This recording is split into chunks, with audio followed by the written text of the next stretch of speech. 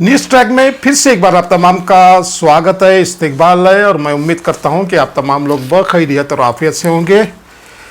मसरूफियात हद से ज़्यादा बढ़ गई हैं और 3 चैनल करना उतना आसान नहीं है सिर्फ एक इंसान के लिए, लेकिन हमारी तमाम कोशिशें जारी है कि आपको ज़्यादा से ज़्यादा तमाम दुनिया की खबरों से बाखबर रखें। बेलगाम के असद खां हाउसिंग सोसाइटी में एक बहुत ही शानदार तकरीब मुनक्कद की। हम तमाम उनके एहसानमंद हैं और शुक्रगुजार हैं और ये जलसा ख़ास तौर पर कांग्रेस के कैंपेनिंग और प्रचार और इसकी तशरीह के लिए किया गया था, जिसमें बहुत से बड़ी बड़ी शख्सियतों ने हिस्सा लिया और उन्होंने अपने ख्यालात का इजहार किया। और इस तकरीब में ख़ास कर शिरकत करने के लिए आए थे महाराष्ट्र के माजी के चीफ मिनिस्टर श्री पृथ्वीराज चौहान। श्री पृथ्वीराज चौहान ने जब अपनी तकरीर शुरू की तो सब उनकी तकरीर को सुनकर दंग रह गए। उनके बोलने का अंदाज बहुत ही निराला था और बहुत ही पुरअसर था। उन्होंने जनाब आसिफ राजू सेठ की जमकर तारीफ की और कहा कि कांग्रेस ने एक बहुत ही अच्छा नुमाइंदा बेलगाम नॉर्थ के लिए उन्होंने मुंतखब किया है। और उन्होंने अपनी बात को जारी रखते हुए कहा कि मैं ता हयात बेलगाम के लोगों के खिदमत के लिए हमेशा हाजिर हूँ। उन्होंने अपनी बात को जारी रखते हुए कहा कि नॉर्थ एमएलए के लिए कांग्रेस ने जो नुमाइंदा मुंतखब किया है बहुत ही काबिल है और आपका एक काम होगा कि आप अपना कीमती वोट देकर इन्हें कामयाब करें। आज बहुत दिन के बाद मैं फिर नॉर्थ बेलगाम कॉन्स्टिट्यूंसी में आया हूँ। आज चुनावी रैली में हमारे बिहार से आए बिहार के सांसद डॉक्टर जावेद साहब, जो बेलगाम जिले के एआईसीसी के ऑब्जर्वर हैं, हमारे पूर्व विधायक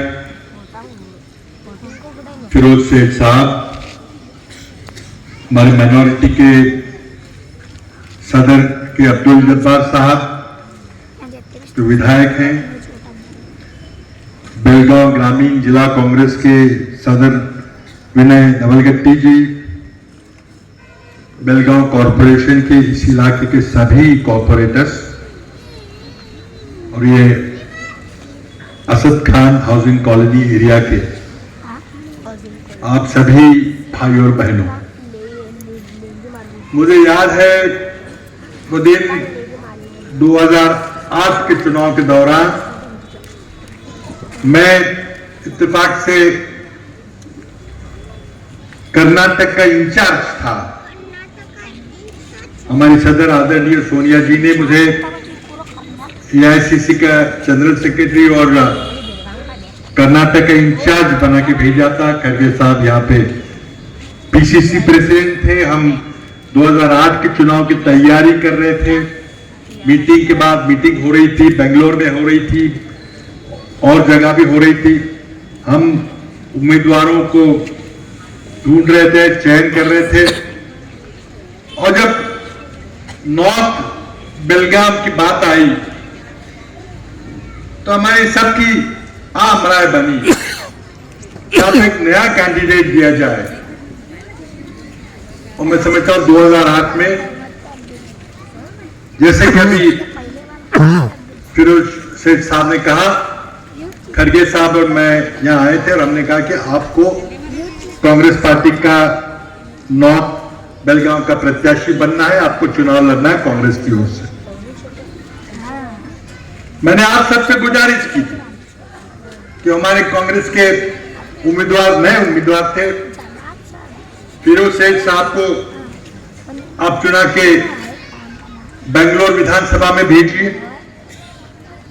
आपने हमारी दोनों की गुजारिश मान ली और आपने फिरोज शेख साहब को एमएलए बना के, विधायक बना के बेंगलोर भेजा। फिर से आपने दूसरी बार उनको एमएलए बनाया और पिछले 10 साल में फिरोज शेख साहब ने जो आप सबकी सेवा की है, जो आपके बीच में 10 साल रहे हैं, आपके सुख दुख बांटे हैं, कभी भी आपको अंतर नहीं दिया, और आपने भी उन्हें बहुत सारा प्यार दिया है। अब मैं फिर दोबारा आपसे गुजारिश करने आया हूं, और की बार हमारे उम्मीदवार हैं राजू सेठ जी, जिन्हें आप अच्छी तरह से जानते हैं।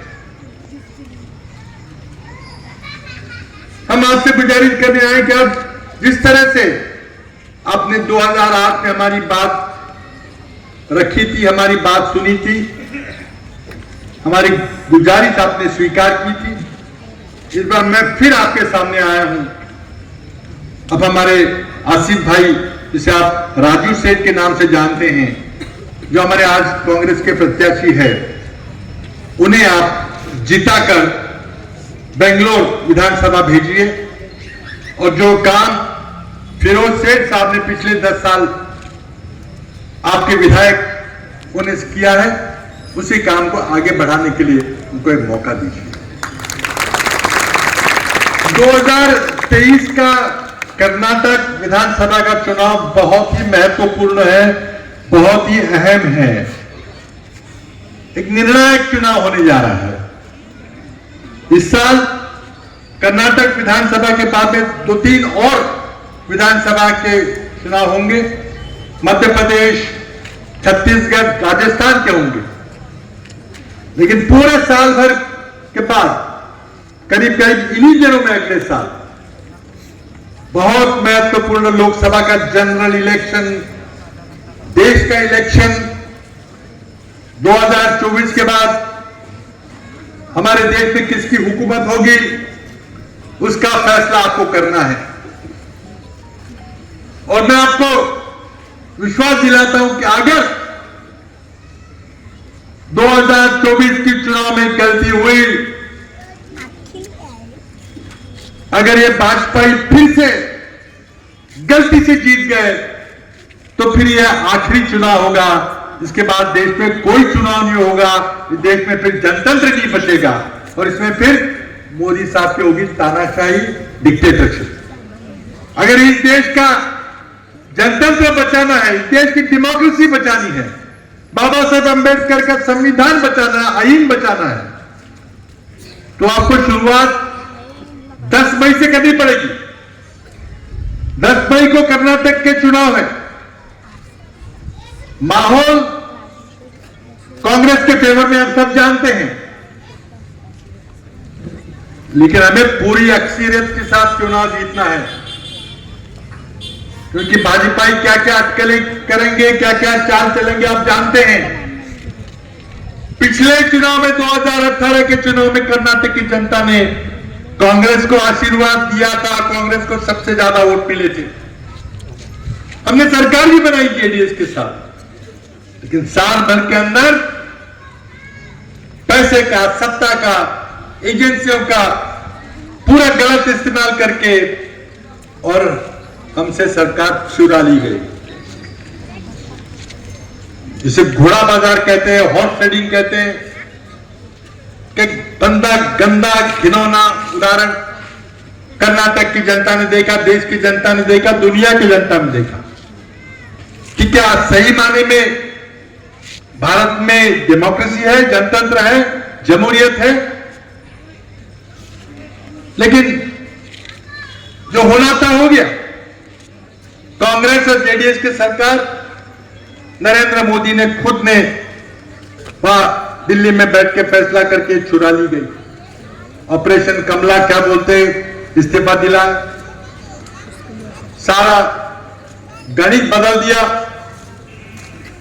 और आपने देखा कि पिछले 3 साल से यहां पे भाजपा की सरकार कर्नाटक में काम कर रही है। पहले तो येदियुरप्पा ने कुछ दिन काम किया, जो जेल जा चुके थे करप्शन के चार्ज में, और उसके बाद मोदी साहब ने किसको जिम्मेदारी दी कर्नाटक की?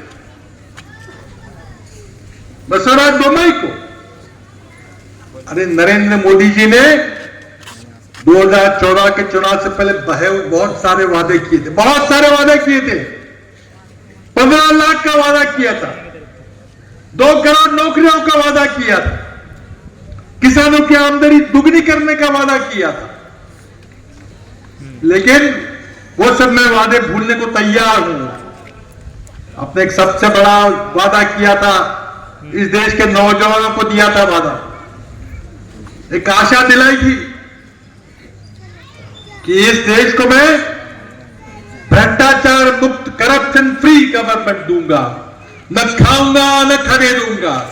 मोदी साहब, मैं आपको आज उस वादे की याद दिलाता हूं। आपने कर्नाटक को क्या दिया? आपने बोमाई ईश्वरप्पा दिए। इस कर्नाटक का नाम एक प्रोग्रेसिव स्टेट के नाम जो था, मेहनत कश इंसान, मेहनत कश किसान, वहां पे अपने 40% कमीशन का टप्पा लगा दिया। अब पूरी देश की जनता पूछती है कि आप कर्नाटक से आए हो, अच्छा वहां पे 40% करप्शन होता है। कर्नाटक की छवि आपने धूमिल कर दी है। और आप कह रहे थे कि ना खाऊंगा। दिल्ली में आप क्या कर रहे हैं? राहुल गांधी ने आपसे संसद में सवाल पूछा कि मोदी साहब, आपके अदानी के साथ क्या रिश्ते हैं? जवाब तो रहने दीजिए, राहुल जी को बोलने नहीं दिया और सत्ता पक्ष के रूलिंग पार्टी के सांसद आके संसद को बार बार बंद करते रहे। नरेंद्र मोदी राहुल गांधी के सवालों से इतने डर गए कि उन्हें सब दुनिया भर के कानून ढूंढ के कोलार की सभा में उन्होंने कुछ कहा था, उसके बारे में उनको 2 साल की सजा सुनाई। मानहानि के मामले में कभी 2 साल की सजा, 1860 का ये कानून है, ब्रिटिश काल का कानून है, डिफेमेशन का कानून है, मानहानि का कानून है। किसी को भी आज तक 2 साल की मैक्सिमम सजा जो होती है कानून में कभी नहीं मिली। लेकिन राहुल गांधी से नरेंद्र मोदी इतने डरे हुए, 2 साल की सजा दी और तुरंत अगले दिन उनकी लोकसभा की सदस्यता, उनकी मेंबरशिप रद्द कर दी। कोर्ट में लड़ाई चल रही है, सेशंस कोर्ट में नहीं जीते, हाई कोर्ट में भी आज फैसला है कि नहीं। मोदी साहब इतने डरे हुए हैं कि राहुल गांधी की आवाज बंद करना चाहते हैं, शायद वो 2 साल के लिए जेल भेज दें। क्या गुनाह किया है राहुल गांधी ने? आपसे एक संसद सदस्य होने के नाते कुछ सवाल पूछे हैं। क्या संसद सवाल पूछने के नहीं है? क्या विपक्ष का काम नहीं है? मोदी जी, आप सवालों का जवाब नहीं दे रहे हो। दिल्ली के मुख्यमंत्री केजरीवाल जी ने ठेठ आरोप लगाए हैं कि जो अदानी और मोदी जी के संबंध है, कुछ और संबंध है। ये सारा पैसा पॉलिटिकल फंडिंग का पैसा है, करप्शन का पैसा है। अदानी तो 10-15% का कमीशन वाला है। कब जवाब दोगे? और वही जो आप दिल्ली में कर रहे हो, आपने कर्नाटक में कर दिया। कई सारे आपके पास सीनियर भाजपा में नेता थे, जगदीश शेट्टर साहब थे, यहाँ पे साउदी साहब थे, उनको नहीं बनाया। आपने चुन के बोमाई साहब को बनाया, क्योंकि आपको विश्वास था कि सिर्फ बोमाई 40% वाला काम करेंगे और पूरा 40%, 50% का काम हुआ। कॉन्ट्रैक्टर एसोसिएशन ने स्वयं नरेंद्र मोदी जी को खत लिखे कि प्रधानमंत्री जी, कर्नाटक में छोटे कॉन्ट्रैक्टर का जीना हराम हो गया, नहीं जी सकते। हम कई छोटी मोटी कर्जा लेके काम करते हैं और सोचते हैं कि जब काम पूरा करेंगे तो हमारा बिल पास होगा और फिर हम उसका कर्जा उतार देंगे। लेकिन बिल कहां से पास होगा? 40% कमीशन की बात हो रही है, 50% की कमीशन की बात हो रही है। और आपने संतोष पाटिल का नाम सुना होगा, वो हिंदू एक ऑर्गेनाइजेशन का जनरल सेक्रेटरी देश का है, वो कोई कांग्रेस से नहीं था। लेकिन उसने तंग आके खत लिखा कि मुझे रूरल डेवलपमेंट मिनिस्टर से इतना तंग किया जा रहा है, 40% रिश्वत मांगी जा रही है कि मैं काम नहीं कर सकता। और बेचारे ने खुदकुशी करके अपना जीवन समाप्त कर दिया। कोई जांच नहीं हुई, क्लीन चिट दे दी ईश्वरप्पा को। उनको सिर्फ मंत्री परिषद से हटाया, लेकिन खत्म हो गई बात। 40% कमीशन मांगने वाले को कोई सजा नहीं होगी। एक एमएलए के घर में 6 करोड़ रुपए मिलते हैं, 40 करोड़ की रिश्वत लेते हुए पकड़ा जाता है। क्या कर्नाटक में क्या हो रहा है?